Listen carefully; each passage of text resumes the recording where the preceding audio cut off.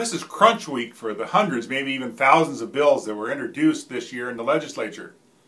Most bills that don't make it out of their, what they call the policy committee. That's the committee that deals with the supposed policy involved.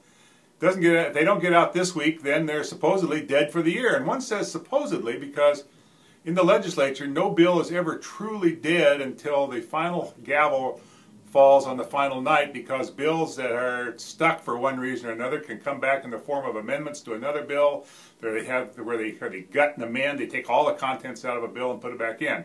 But barring that, it's fate time for hundreds of bills in the legislature this week, and quite a few of them won't even have a hearing in committee. The authors of those bills introduced them, then tested the waters and found out they couldn't get the votes, so they just don't bring them up at all. But there's a lot going on in the Capitol this week. Lots of lobbyists in the hallways, lots of committee meetings, because this is kind of the month or the week that the turkeys either fly or die.